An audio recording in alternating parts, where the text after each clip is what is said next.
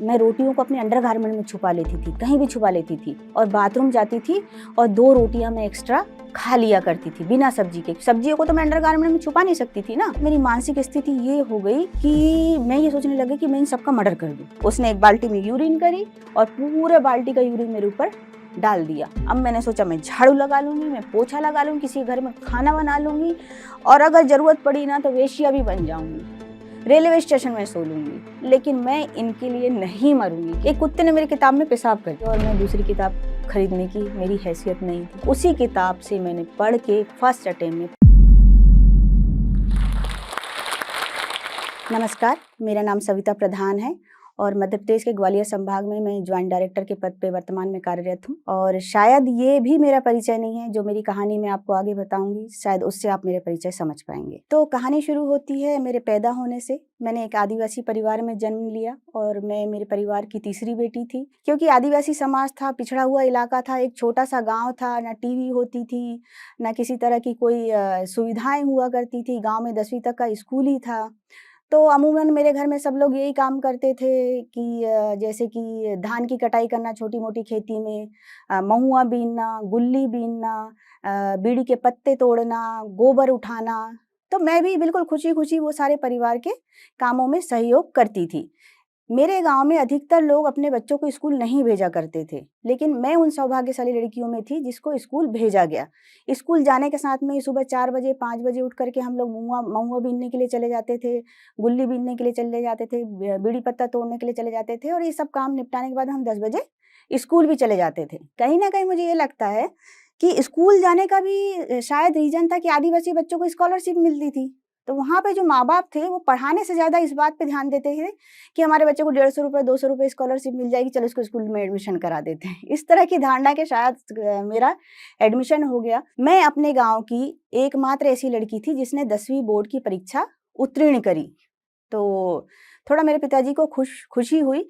उन्होंने ऐसा तो कोई मेरे लिए सपना नहीं बना रखा था कि मैं बेटी को पढ़ाऊँगा, लिखाऊँगा या कोई बहुत बड़े पद में पहुँचाऊँगा। लेकिन वो नेगेटिव टाइप के पिताजी भी नहीं थे। उन्होंने मुझे मेरे स्कूल से 7 किलोमीटर दूर और एक शासकीय विद्यालय था जहाँ पे 11वीं-12वीं के स्कूल हुआ करते थे, वहाँ मेरा एडमिशन करा दिया। तो वहाँ से जाने के लिए जो है एक बस चला करती थी, उसमें ₹2 किराया लगता था, ₹1 जाना और ₹1 आना।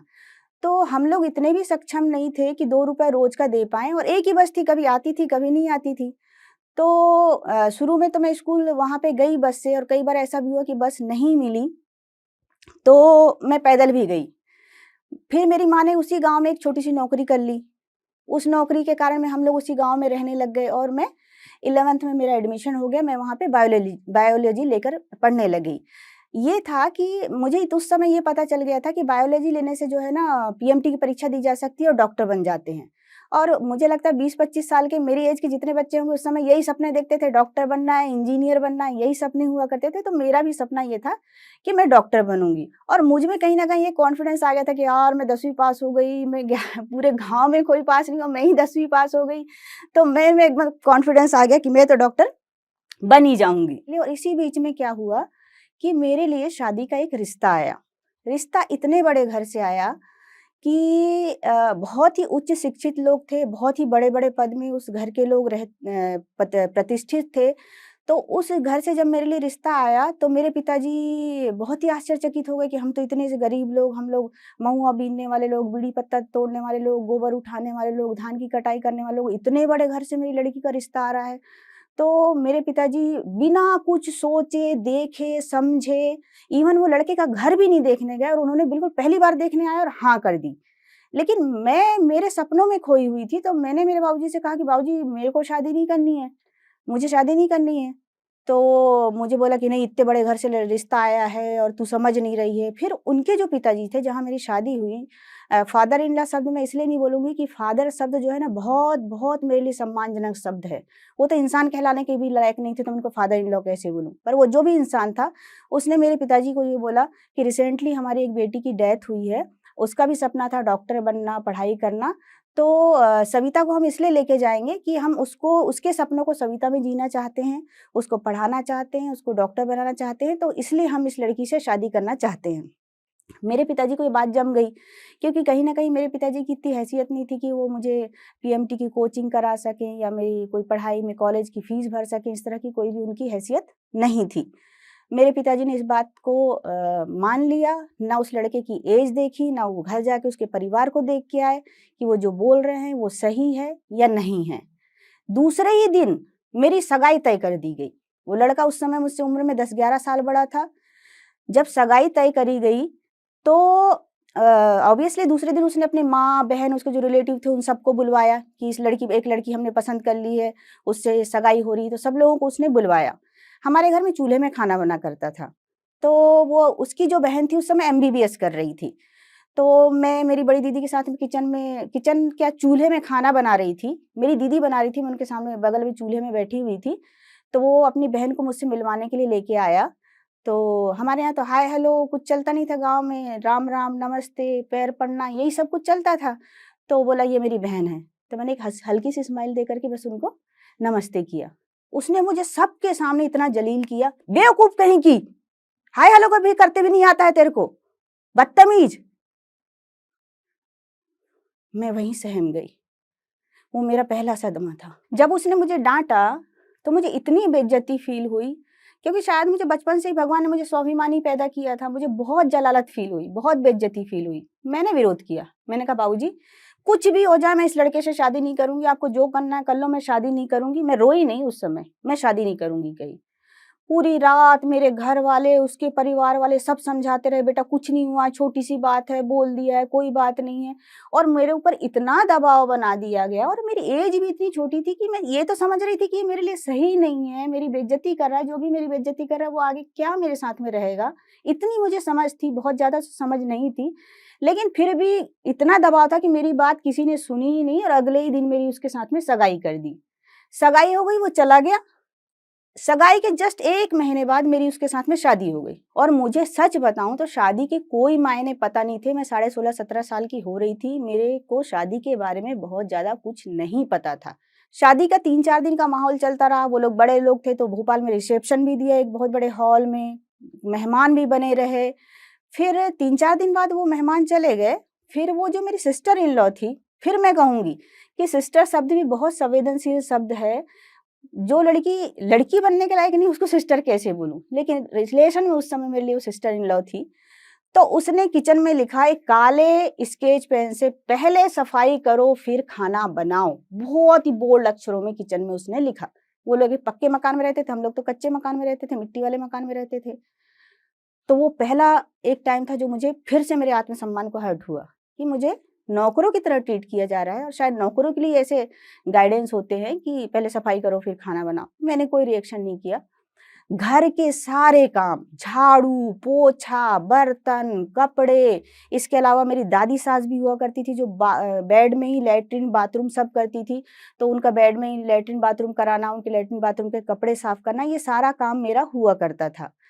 स्थिति ये भी मेरे लिए फिर भी स्वीकार्य थी कि मैं घर का सारा काम कर लूँ। हालाँकि ना मेरी एज थी, ना मेरा वैसा मेंटल प्रिपरेशन था कि मैं इतने काम कर सकूँ। मैं घर में काम करती थी, लेकिन मुझे घर में आराम भी मिलता था, भरपूर नींद भी मिलती थी और जो उपलब्ध था वो भरपूर खाना भी मिलता था, चाहे वो दाल-चावल सब्ज़ी क्यों ना हो।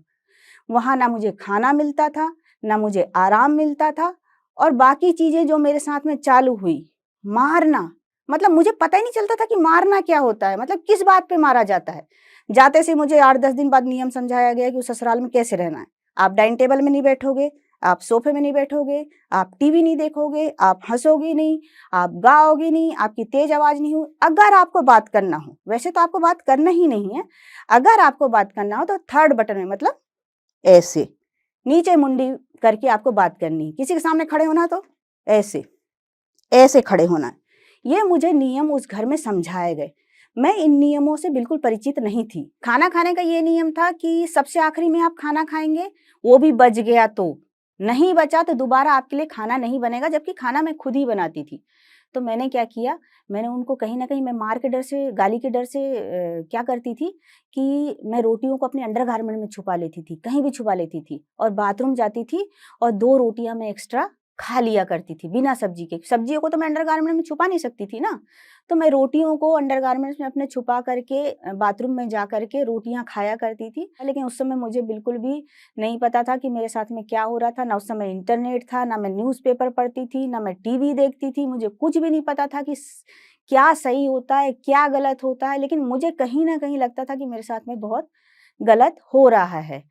इस बीच में ये हुआ कि एक दिन मेरे बाबूजी मेरे से घर में आए, तो उसी दिन उसने मुझे मारा था। तो मेरे बाबूजी जब घर में आए तो मैं बहुत रोई। मैंने कहा बाबूजी यार प्लीज़ मेरे को लेके चलो, मेरे को इसके घर में नहीं रहना है, कैसे भी करके आप मुझे लेकर के चलो। मेरे बाबूजी ने मुझे आश्वासन दिया कि बेटा तू शाम को तैयार रहना, मैं तेरे को लेके चलूँगा। मैं ना उस दिन सबसे ज़्यादा खुश हुई, सारी तकलीफ़ों में को छोड़कर मैं खुश हो गई, यार मुझे आज आज़ादी मिलने वाली है, मैं इस घर को छोड़ के जाऊँगी, मुझे रोज़ मार नहीं खाना पड़ेगा। शाम के 4 बज गए, 5 बज गए, 6 बज गए, 7, 8, 9, 10 मेरे बाबूजी मेरे को लेने के लिए नहीं आए। नहीं आए मेरे बाबूजी मेरे को लेने के लिए। उस दिन मैं समझ गई कि मुझे कोई भी बचाने के लिए आने वाला नहीं है। जीना, मरना जो भी है ना, मुझे यही करना है। मुझे कोई बचाने के लिए नहीं आने वाला है। उसका ऑलरेडी कहीं के साथ में अफ़ेयर भी चल रहा था, बहुत जगह उसके रिश्ते भी थे, कभी घर आता था, कभी नहीं आता था। जब भी आता था तो सिर्फ़ मारने के लिए आता था। अगर मैं मार को गिनना चाहूँ ना, तो मैं ना याद कर सकती हूँ, ना गिन सकती हूँ कि मुझे कितनी बार उसने मारा होगा, मैं गिन भी नहीं सकती हूँ। अब पता है मेरी मानसिक स्थिति ये हो गई कि मैं इन सबका मर्डर कर दूँ। सबका मर्डर कर दूँ तो फिर वो मैं ये भी सोचती थी मर्डर कर दूँगी तो मैं जेल चले जाऊँगी। तो मैं एक छोटे बच्चे के दिमाग के हिसाब से साढ़े 17-18 साल की उम्र में जो मेरा दिमाग था, आज तो इंटरनेट है, मीडिया है, उस समय कुछ नहीं था उस समय। तो मैं उस समय सोचती थी कि मैं इनकी बॉडी को कैसे ठिकाने लगा दूँ, सेप्टिक टैंक में डाल दूँ, इनको काट दूँ, क्या कर दूँ, इस तरह की मानसिक चीज़ें मेरे दिमाग में आने लग गई। इसी बीच में क्या हुआ मेरी तबीयत खराब हो गई बहुत। जब मेरी तबीयत खराब हुई काफ़ी दिन से मेरी खाँसी चल रही थी, फ़ीवर आ रहा था।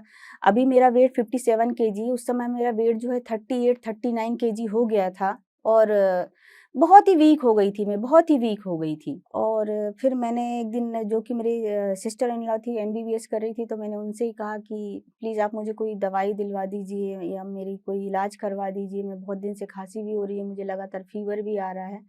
तो कोई आप मेरा इलाज करवा दीजिए। 2-3 दिन तक तो उन्होंने मेरी नहीं सुनी, फिर 2-3 दिन बाद उन्होंने मुझे कोई दवाई लाके दी कि ये दवाई आपको पीनी है। मैंने कहा ठीक है, मैं तो पढ़ी-लिखी थी नहीं बहुत ज़्यादा और इंग्लिश तो मुझे ज़ीरो थी क्योंकि हिंदी मीडियम की सरकारी स्कूल की पढ़ाई की हुई थी, 6वीं में तो एबीसीडी पढ़ते थे, तो मैं कोई दवाइयों के नाम के बारे में दवाइयों के बारे में नहीं जानती थी।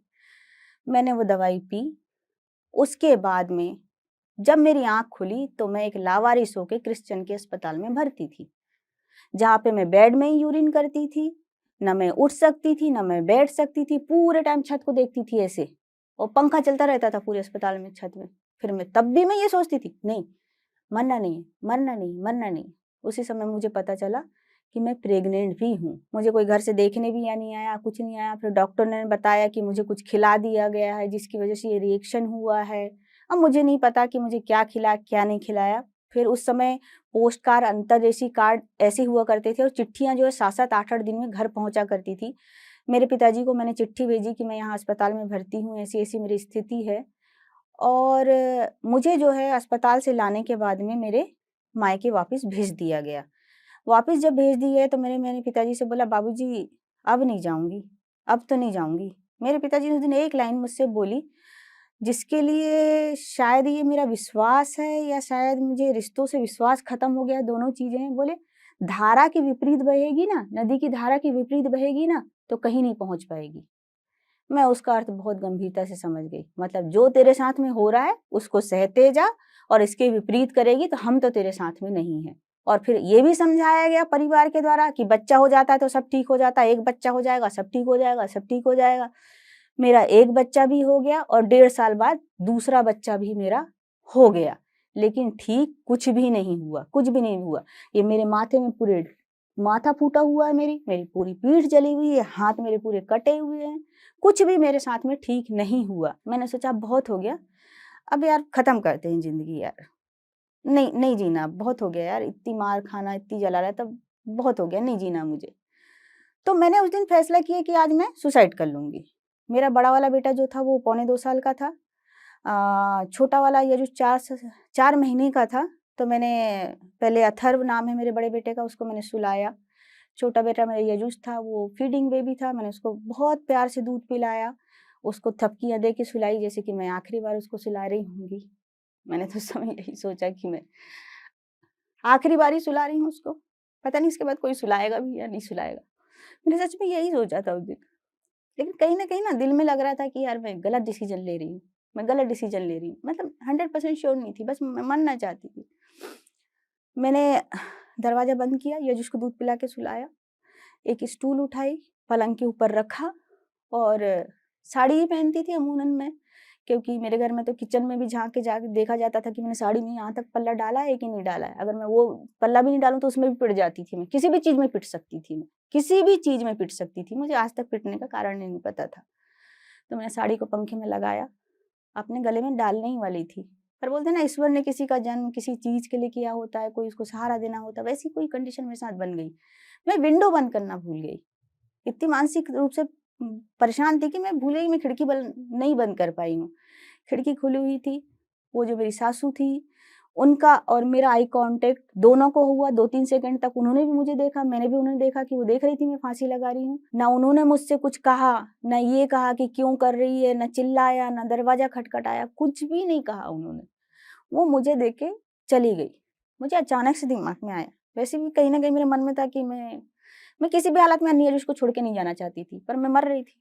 अचानक से मेरे दिमाग में आ गया, मैं इनके लिए मरना चाहती हूँ, इनके लिए मरना चाहती हूँ मैं। नहीं मरना यार, नहीं मरना बिल्कुल। अब मैंने सोचा मैं झाड़ू लगा लूँगी, मैं पोछा लगा लूँगी, किसी के घर में खाना बना लूँगी और अगर ज़रूरत पड़ी ना तो वेश्या भी बन जाऊँगी। रेलवे स्टेशन में सो लूँगी, लेकिन मैं इनके लिए नहीं मरूँगी किसी भी हालत में।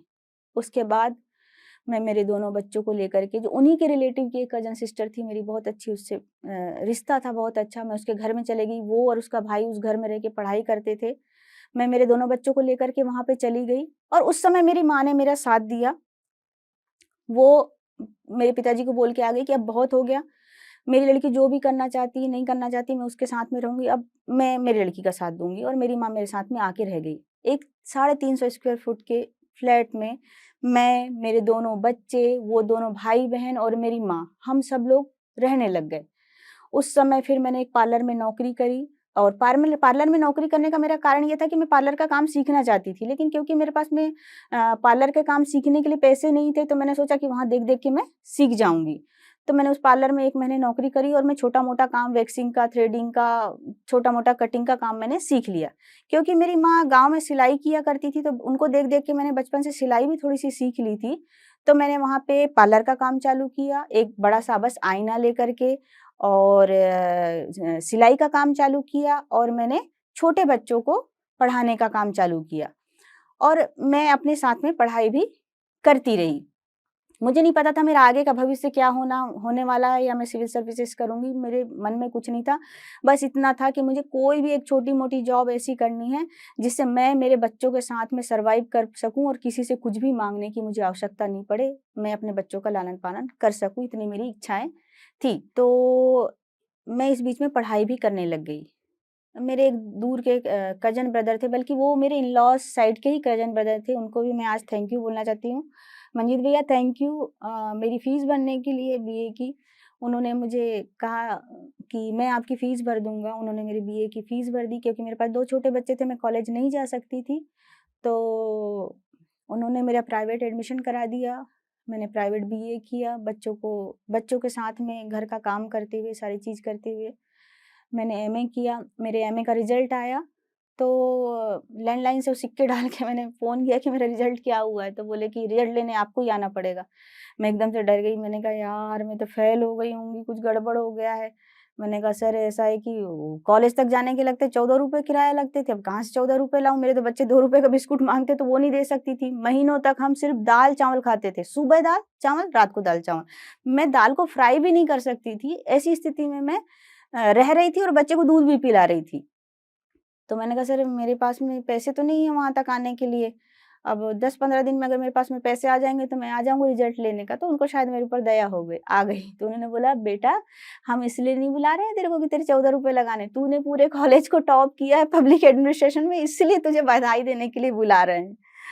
मुझे पहली बार खुद के ऊपर गर्व हुआ कि मैंने इन परिस्थितियों में बरकतउल यूनिवर्सिटी में पब्लिक एडमिनिस्ट्रेशन में टॉप कर लिया। हिम्मत आई थोड़ी-सी। इस बीच में एक दिन ऐसा वाक़या हुआ कि मैं एमए का पेपर देने जा रही थी और एमए के पेपर जो है दिन में 2 बार हुआ करते थे। एक विषय के 2 पेपर होते थे, तो सुबह एक होता था, शाम को एक होता था।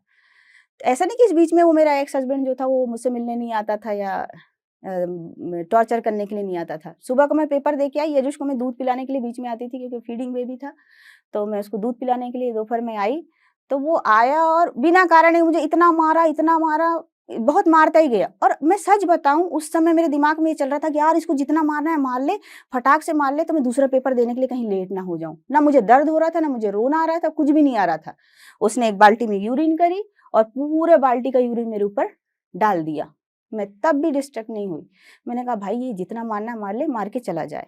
वो मार पीट के चला गया। मैंने एक बाल्टी अपने ऊपर पानी डाला और उसके बाद में जो मेरी सिस्टर थी उस समय कज़न सिस्टर थी, वो बहुत हेल्दी लड़की थी और मैं बहुत ही दुबली-पतली बच्ची थी।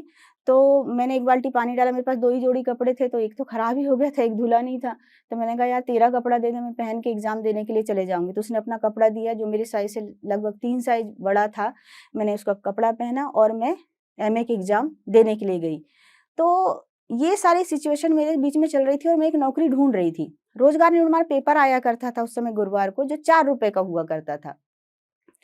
पर मैं बैकडेट का पेपर खरीदती थी क्योंकि रिसेंटली वाला खरीदो तो ₹4 का आता था और 1 सप्ताह पुराना खरीदो तो ₹2 का आता था। तो उसमें क्या होता था सरकारी नौकरियों की वैकेंसियाँ निकला करती थी और चूँकि मैं नौकरी ढूँढ रही थी तो मैं रोज़गार निर्माण पेपर पढ़ा करती थी। उसमें निकला सिविल सर्विसेज़ के एग्ज़ाम का विज्ञापन। मैंने उस नौकरी में सैलरी देखी। उस समय सैलरी थी उसकी बेसिक वेतनमान जो था 12,000 कुछ था और वो शायद 15-16 हज़ार रुपए उसमें सैलरी मिलती है। उसमें पूरे एग्ज़ाम के सिलेबस, पैटर्न सब कुछ लिखा हुआ था कि प्रीलिम्स कैसे होता है, मेंस कैसे होता है, इंटरव्यू कैसे होता है।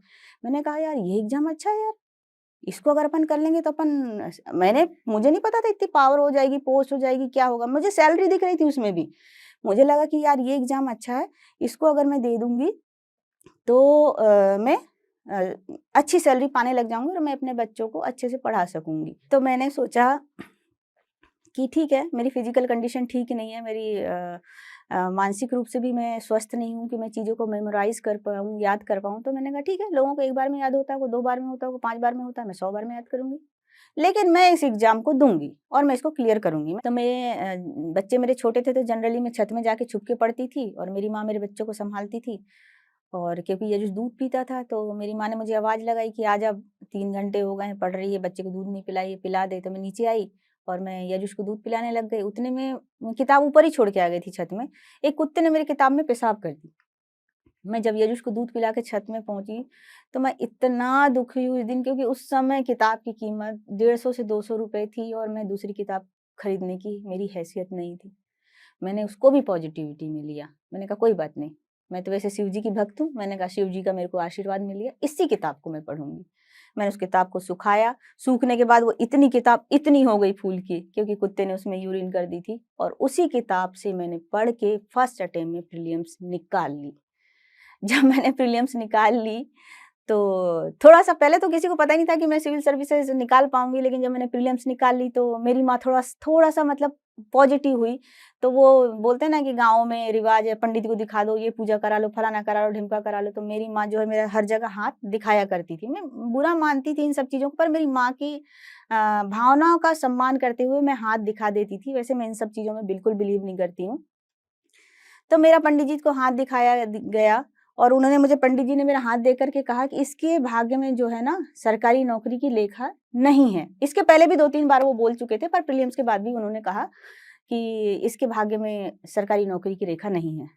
मैंने बड़ी विनम्रता से उनसे कहा, ऐसा है पंडित जी, नहीं होगी अभी रेखा, लेकिन मैंने इतनी मेहनत करी है ना कि अब भगवान मेरे हाथ में रेखा बना देंगे और बनी वो मेरे हाथ में रेखा और मैंने मेंस भी क्वालीफाई किया।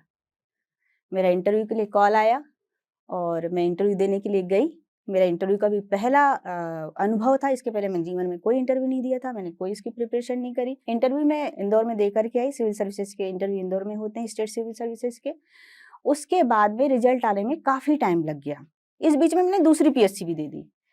तो दूसरी पीएससी दी मैंने, तो मैंने प्रीलिम्स दिया, तो वहाँ के बहुत सारे लोग तब तक मैं एक पीएससी निकाल चुकी थी, तो काफ़ी लोग मुझे इंस्टीट्यूट के सहारे जानने लग गए थे। तो उस समय कट ऑफ मार्क्स आ गए थे सिविल सर्विसेज़ में। तो मैंने ऐसे पेपर देख के आ गई और फिर एक जो वर्धमान इंस्टीट्यूट के एक बहुत बड़े टीचर थे इलाहाबाद के, उन्होंने मेरा पेपर देखा, बोले कितना किया है सविता तूने? तो मैंने कहा सर 70-75% किया होगा सर, बाकी तो मैंने सच बताऊँ तो मैंने तुक्के मारे हैं, अब कितना सही है कितना गलत है मुझे नहीं पता, बस 70% 75% तक मुझे लगता है मैंने सही पेपर किया है। बोले तू तो बाहर है, तू तो बाहर है इससे प्रीलिम्स से, क्योंकि इस बार जो कट ऑफ मार्क्स जा रहे हैं ना वो 85% के ऊपर जा रहे हैं। मैंने होगा, क्योंकि ऑलरेडी मैं कहीं न कहीं कॉन्फिडेंट थी, एक इंटरव्यू में दे के आ चुकी थी और मुझे लग रहा था कि मेरे पहले पीएससी में ही सिलेक्शन हो जाएगा। बोले वो सर बोले कि मैंने तो जो मेरा स्टूडेंट है वो 90% करके आया है तो उसका होगा, तेरा तो नहीं हो पाएगा। मैंने कोई बात नहीं सर, फिर से प्रयास कर लूँगी। मेरा पहली पीएससी का भी रिजल्ट आ गया, मेरी दूसरी पीएससी का रिजल्ट आ गया और उस बार जो कट ऑफ मार्क्स थे वो 85% गए। उस सर के किसी भी स्टूडेंट का सिलेक्शन नहीं हुआ, लेकिन मेरा सिलेक्शन दूसरी पीएससी में भी हो गया। जब आदिवासी लोग सिविल सर्विसेज निकालते हैं तो उनको प्रीलिम्स निकालने के 25,000 रुपए मिलते हैं, मेंस निकालने के 25,000 रुपए मिलते हैं और इंटरव्यू निकालने के मध्य प्रदेश शासन से और भारत सरकार से 25,000 रुपए मिलते हैं। ऐसे मुझे 75,000 रुपए की उस समय स्कॉलरशिप मिली। अब जो लड़की सुबह शाम दाल चावल खाती हो, अपने बच्चे को 2 रुपए का पार्ले का पैकेट नहीं दे पाती हो, उस लड़की को 75,000 रुपए मिल जाए तो वो तो खुशी से पागल ही हो जाएगी। मैं नहीं हुई, थैंक गॉड मैं खुशी से पागल नहीं हुई। मेरी पहली नियुक्ति नरसिंहपुर जिले के गोटेगांव नगर म्युनिसिपल काउंसिल में मेरी पहली नियुक्ति हुई। इस बीच में किसी का कोई रोल नहीं था। जैसी मेरी वहां पे पोस्टिंग हुई, जो मेरा एक्स हस्बैंड था वो आ गया। अभी तक तो मैं संघर्ष केवल फाइनेंशियली चीजों को लेकर के, फिजिकल चीजों को लेकर के कर रही थी, कहीं ना कहीं मैं उससे थोड़ा मुक्त थी। वो आ गया। अब जब मेरी as a chief municipal officer posting हुई तो मुझे समाज में इज्जत मिली, लोग मुझे पहचानने लग गए, मेरी प्रतिष्ठा बढ़ी, तो वो मेरे पास में फिर से आ गया। तो उसकी डिमांड ये थी कि एक कार खरीदनी है और वही डराना धमकाना, कार खरीदनी है तू पैसे देख, नहीं तो फिर वही उसकी आदत ही अलग थी। मुझे तो लगता है मानसिक रोगी ही रहा होगा। तो मैं कहती हूँ मेरी खुद इसमें गलती है। जो कुछ भी हुआ है उसमें कहीं न कहीं मेरी भी गलती है, अकेले मैं दूसरे लोगों को गलत नहीं समझती हूँ। मैंने उस चीज़ को स्वीकार किया, मैंने पर्सनल लोन लिया और मैंने उससे कार का डाउन पेमेंट कर दिया और उसने वैगन आर गाड़ी खरीद ली। इस बीच में उसने फिर मुझे मारा कि जब भी आता तो गाड़ी में पेट्रोल भरा, डीज़ल भरा, पैसे दे, नहीं तो वही। और मैं किस चीज़ से डरती थी पता है उस समय? तब भी मैं यहाँ सिविल सर्विसेज़ सेलेक्ट होकर के भी मैं आत्मविश्वासी लड़की नहीं बन पाई थी। तब मैं उस चीज़ से डरती थी कि अगर ये मारेगा तो पेपर में छप जाएगा, पूरे जिले को पता चल जाएगा, लोग मेरी क्या इज़्ज़त करेंगे, कैसे मेरी सम्मान करेंगे, मैडम तो खुद ही पिटती है। तो मैं भाग रही थी चीज़ों से, मैंने वहाँ से अपना ट्रांसफ़र करा लिया। मेरा भाग्य इतना अच्छा रहा कि मेरी जॉइनिंग के 8 महीने बाद ही मुझे जिला मुख्यालय में चीफ म्युनिसिपल ऑफिसर बना दिया गया और अन्य 3 निकायों का भी मुझे चार्ज दे दिया गया और प्रोजेक्ट ऑफिसर भी डिस्ट्रिक्ट का मुझे बना दिया गया। इस बीच में मेरे अच्छे लोगों से संबंध हुई और मुझे नहीं पता मुदगल सर कहाँ रहते हैं, उस समय वो मेरे एसपी थे। थैंक यू सर, आपने मुझे मोटिवेट किया, मैं उनसे बहुत जुड़ी हुई थी। तो मैं हमेशा उदास रहती थी कि कोई बीच-बीच में आके मुझे मारपीट करके जाता था और मैं सामाजिक इज़्ज़त के चलते उसको कुछ दे देती थी, कुछ कर देती थी। तो बोली सविता क्यों ना तू ऐसे उदास रहती? मैंने कहा सर वो फिर मैं उनसे खुल गई तो मैंने बताया सर मेरे साथ ऐसी-ऐसी स्थिति। बोले तो किस बात से डरती है? मैंने कहा सर वो मैं अगर विरोध करूँगी, एफआईआर करूँगी तो सबको पता चल जाएगा, पेपर में छपेगा कि चीफ म्युनिसिपल ऑफिसर के हस्बैंड के साथ में मारपीट होती है, मैडम के साथ में मारपीट होती है, मेरी तो कोई इज़्ज़त ही नहीं करेगा। बोले किस सामाजिक इज़्ज़त की बात कर रही है तू? किस सामाजिक इज़्ज़त की बात कर रही है? जिसमें तो रोज़ पिटे, रोज़ गाली खाए, टॉर्चर हो जाए, वो इज़्ज़त है क्या? जिसको जो बोलना है बोलने दे। अब की बार आए ना तो मेरे को एक मिस्ड कॉल मारना। उस समय मोबाइल फ़ोन आ गया थे, मेरे पास नोकिया का टिक-टिक वाला फ़ोन था, नंबर वाला। मेरे को उनने इतना बूस्ट अप कर दिया कि इज्जत के बारे में उन्होंने मुझे मुदगल सर ने सही परिभाषा सिखाई कि इज्जत समाज जो बोलता है वो नहीं होती है, इज्जत वो होता है जो आपका आत्मसम्मान होता है। मैंने उस बात को सीख लिया। वो आया एज यूजुअल हमेशा की तरह आते ही से पूछा, "ये घर किसका है? सरकारी मकान बंगला मुझे मिला हुआ था?" मैंने कहा, "हाँ, मेरा घर है।" उस दिन कॉन्फिडेंस से कहा मैंने, "हाँ, ये मेरा घर है।" मैं तो लड़ने के मूड में थी ऑब्वियसली। तो बोला, "अच्छा ये तेरा घर है?" उसने मेरे बाल पकड़े, उसको मारने का ही तरीका था, बाल पकड़ के खिड़की में भटक देना, लात मार देना, घूसा मार देना, पटक देना, जिस भी तरह से वो मार सकता था, वो मारता था। मैंने मोबाइल में डायल किया तो एक ही रिंग जा पाई सर को, एक ही मुदगल सर की रिंग जा पाई, पर उसमें लिखा हुआ आया एसपी मंडला। उसने देखा कि इसने एसपी को फ़ोन कर दिया है, तो उसने बोला कि, "आज तो तूने पुलिस को बुला लिया है, तो अब मैं तेरे को उतना मारूंगा, इतना मारूंगा जब तक पुलिस नहीं आएगी। जिंदा बच गई तो तेरी कहानी, नहीं बची तो तू जान। पर मैं उस दिन एक भी नहीं रोई। वैसे तो मैं उसके मारने पे रोती ही नहीं थी। मैं उस दिन इतना कॉन्फिडेंट थी, मैंने सोचा कि ये मुझे आज आखिरी बार मार रहा है, इसके बाद ये जीवन में मुझे नहीं मारेगा। मेरी बैचमेट का भाई वहाँ पे फूल सिंह टेकाम टीआई था। फूल सिंह भैया थैंक यू। और वो 2.5 मिनट के अंदर मेरे घर में पुलिस आई। और जब पुलिस ने मेरी हालत देखी, मेरी नाक से खून बह रहा है, मेरे दाँत से खून बह रहा है, मतलब बहुत 2.5-3 मिनट में वो जितना मुझे मार सकता था मार दिया। मेरे दोनों बच्चे यजु शरथर दरवाजे में मम्मी मम्मी करके चिल्ला रहे थे क्योंकि मारने पीटने की आवाज़ आ रही थी। जब पुलिस ने मेरी हालत देखी तो एक प्लास्टिक की चेयर लगा के उन्होंने मुझे आंगन में बैठाया और पुलिस वालों ने लिटरली मुझे देखने के बाद में उसके साथ में जो सच में व्यवहार होना चाहिए था, जो सालों से नहीं हो पाया था, वो व्यवहार पुलिस वालों ने उसके साथ में किया और अच्छे से उसकी पिटाई करी। उसके बाद उसको मैंने एफआईआर करी और मैंने शिकायत करी उसकी लीगली। और इससे पहले कि मैं डिवोर्स का नोटिस भेजती, उन लोगों ने ही मुझे डिवोर्स का नोटिस भेज दिया 1 हफ्ते के अंदर में। आपने कभी सुना है किसी महिला को पहली पेशी में डिवोर्स मिला हो? मैं वो महिला हूँ जिसको 1 पेशी में डिवोर्स मिला। जब जज ने मेरी हालत देखी, मैं अकेले जाके कटघरे में खड़े हो गई ऐसे, और वो वकील लेके आए हुए थे, वो खुद भी इसी प्रोफेशन में था। तो जज ने मुझे बोलते ना जैसे ईश्वर हर जगह आ जाता है मदद करने के, अगर आप सच्चे दिल के होते हो तो। जज ने डायस छोड़ करके मुझे अपने चेम्बर में बुलाया और जज ने कहा बेटा तू क्या चाहती? मैं उनके सामने हाथ जोड़ी, मैंने कहा सर कुछ नहीं चाहिए, बच्चे मेरे हो जाएं, बस इतना आप ऐसा कर दीजिए कि बच्चे मुझे मिल जाएं। जज ने मुझसे कुछ नहीं कहा। एक ही दिन में लंच टाइम के बाद मेरी दूसरी पेशी लगा दी और बच्चों की पूरी पेरेंटिंग मुझे मिली, उससे मिलने की भी अनुमति नहीं मिली और मेरी सिंगल डे में मेरा डिवोर्स हो गया। तो आज वो दिन था जहाँ पे सही में मैंने अपने आप को पहचाना और सही में मैं सविता प्रधान बन पाई। बस मेरा ये कहना है जो मैंने गलतियाँ करी वो गलतियाँ आप मत करना। मैंने बहुत देर लगा दी विरोध करने में, मैंने बहुत देर लगा दी बाहर निकलने में, मैंने बहुत देर तक समाज की मानी। जब आपको लगता है कि आपके साथ में गलत हो रहा है तो आप महसूस कर रहे हो ना, समाज ने महसूस नहीं कर रहा है, दुनिया महसूस नहीं कर रही, कोई भी रिश्तेदार महसूस नहीं कर रहा है। वो लोग जो मुझे ताने दिया करते थे कि जब मैं वापस आ गई तो अच्छा तेरा पति छोड़ दिया? मेरे बच्चों को अगर मैं कहीं लेके जाती तो पूछते तेरे पापा नहीं है? तेरे पापा ने छोड़ दिया तेरे को? नहीं है? इस तरह के जो समाज में ताने मारते थे, जो मुझे कोई कहीं भी रिकॉग्नाइज़ नहीं करते थे, अब वो बढ़ चढ़ के बताते, अच्छा सविता हमारी भतीजी है, सविता हमारी बुआ है, सविता हमारी दीदी है। यही काम अगर मैंने जो इतने सालों बाद किया, पहले ही कदम उठा लिया होता, तो शायद मुझे इतनी हिंसा का शिकार नहीं होना पड़ता, इतनी मानसिक और इतनी शारीरिक यातनाएँ सहनी नहीं पड़ती।